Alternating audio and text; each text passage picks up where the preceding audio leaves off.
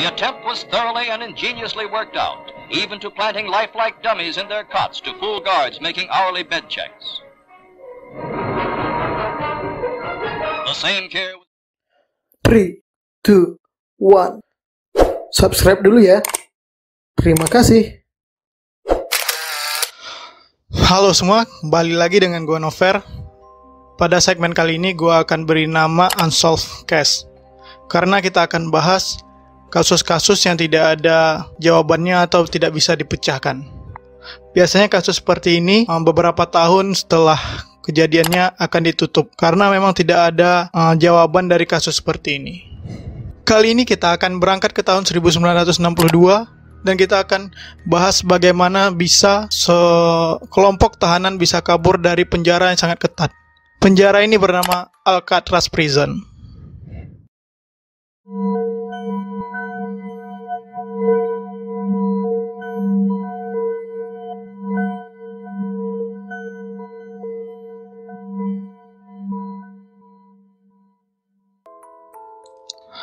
Penjara Alcatraz dibuka pada tahun 1934, berlokasi di Teluk San Francisco di California.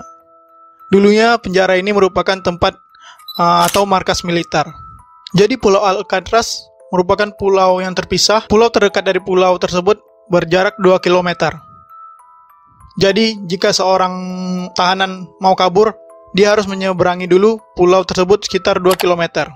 Namun hal yang lebih ekstrim lagi, air di sana terkenal sangat dingin dan tidak memungkinkan untuk seorang tahanan atau seseorang untuk menyeberangi laut tersebut karena dinginnya laut tersebut, yang mungkin bisa menyebabkan kematian atau hipotermia karena dinginnya pulau tersebut. Meski bangunannya sudah tua, tetapi tetap saja tidak ada tahanan yang berhasil kabur dari penjara Alcatraz. Dalam catatannya, beberapa tahanan mencoba untuk kabur, namun tak pernah ada yang berhasil sampai tahun 1962. Beberapa tahanan yang mencoba kabur, namun cepat diketahui beberapanya ada yang ditembak, ada yang tenggelam, dan ada yang mati karena tidak kuat menyeberangi pulau tersebut. Lalu ada juga tahanan yang berhasil menyeberang, tetapi sampai di seberang sudah tidak memiliki tenaga lagi, jadi cepat dipulangkan ke penjara Alcatraz. Nah, sampai pada tahun 1962, pada pagi hari ketika penjaga tahanan mau membangunkan para tahanan, ada beberapa tahanan yang tidak mau bangun-bangun dan tidak bisa dibangunkan.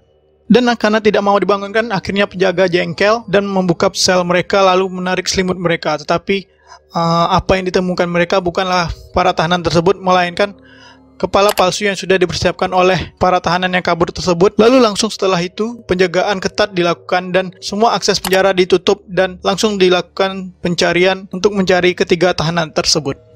Nah, sebelum kita bahas bagaimana kronologi mereka bisa berhasil kabur dari penjara Alcatraz, gue akan ceritakan dulu siapa saja tahanan yang berhasil kabur tersebut. Yang pertama ialah Englund Brother, yaitu John Englund dan Crayland Englund. Mereka ditangkap karena kriminal melakukan perampokan terhadap sebuah bank. Jadi kan udah 2 orang tuh, si Englund Brother. Lalu yang ketiga ialah Frank Morris, yang sampai ke Alcatraz karena sempat kabur dari sebuah penjara di Louisiana. Lalu yang terakhir ialah Ellen West, yang juga kabur dari sebuah tahanan di Florida. Tahanan-tahanan di sini merupakan tahanan-tahanan kelas kakap yang dijaga super ketat oleh para penjaga. Lalu masuklah kita ke kronologi bagaimana para tahanan ini mencoba untuk kabur. Nah, karena sama-sama sudah pernah kabur dan punya pengalaman, Ellen mendekati si Frank Morris karena Ellen memiliki firasat bahwa Morris mempunyai kecerdasan atau bisa membuat rencana untuk kabur. Lalu Ellen juga mengajak 2 orang lainnya untuk melakukan aksi kabur mereka, agar rencana mereka bisa saling bantu-membantu dan mempermudah rencana kabur tersebut. Setelah membuat tim, akhirnya keempat tahanan tersebut membuat rencana. Morris dan Ellen dipindahkan ke penjara Blok B karena mereka memang meminta untuk dipindahkan ke penjara Blok B karena Ellen tahu di sanalah ada tempat atau ada peluang untuk melakukan aksi kabur mereka. Ellen tahu ada peluang untuk kabur di Blok B karena Ellen bekerja di bagian maintenance crew di penjara tersebut, sehingga dia tahu bagaimana ruang-ruang atau bagaimana situasi yang ada di Blok B tersebut dan bisa merencanakan apa yang harus dilakukan untuk kabur. Lalu dimulailah aksi mereka.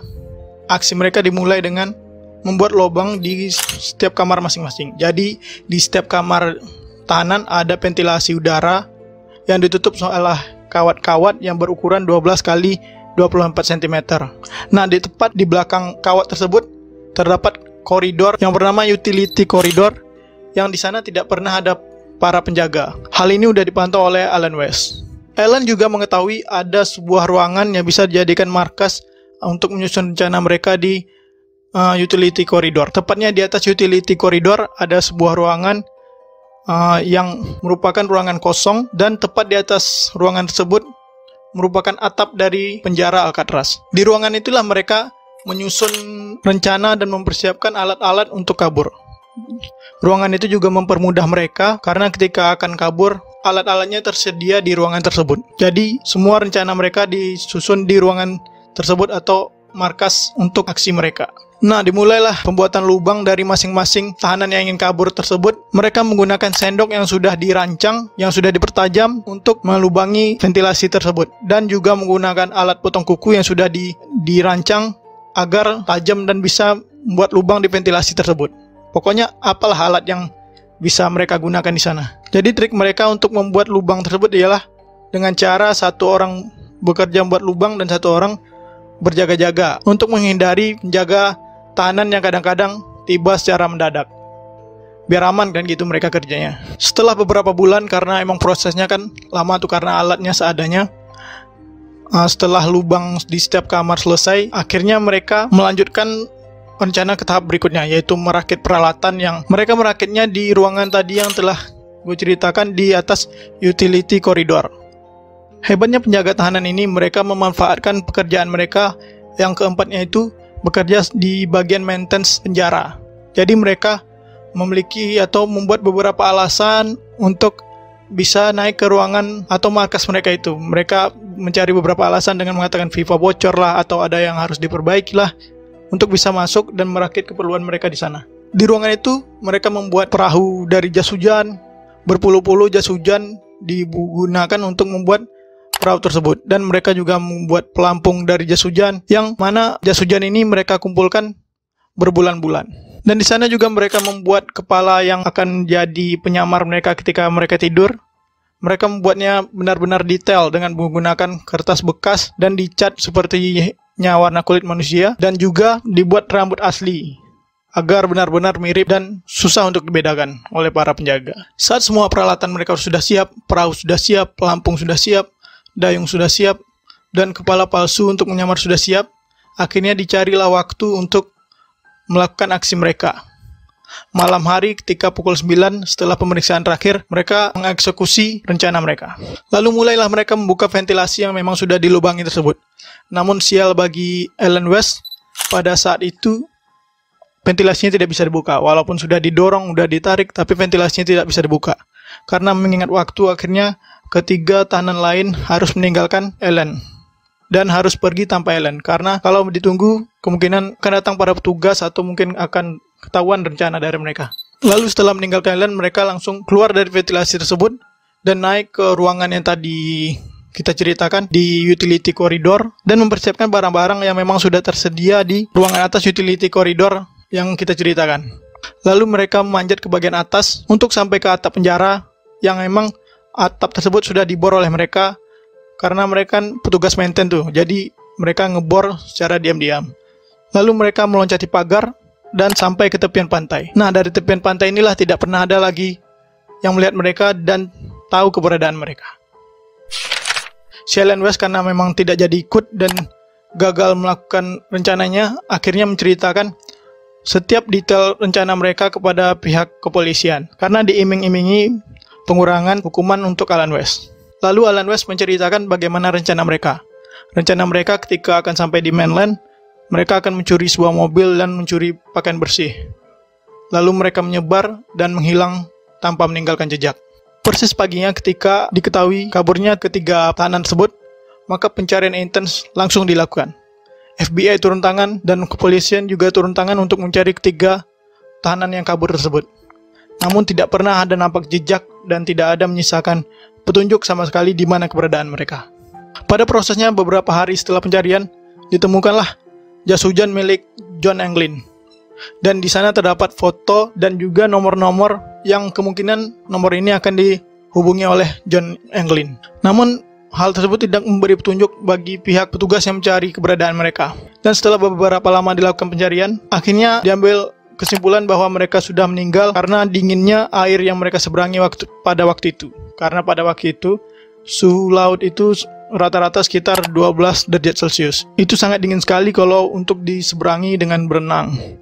Karena berdasarkan para ahli pada saat itu, orang normal hanya akan bertahan 2 jam di dalam air pada kondisi atau suhu air seperti saat itu. Lalu setelah 2 jam orang akan pingsan lalu meninggal karena dinginnya air laut tersebut. Bayangin coba 12 derajat Celcius. Namun meski sudah dikatakan meninggal, pernyataan tersebut masih sangat diragukan. Karena tidak pernah ada ditemukan jasad atau mayat di sekitar laut yang mereka seberangi. Jadi pernyataan mereka meninggal tidak dibuktikan dengan hal apapun, hanya dengan barang-barang mereka yang tersisa yang ditemukan. Lalu pencarian menyebar ke mainland.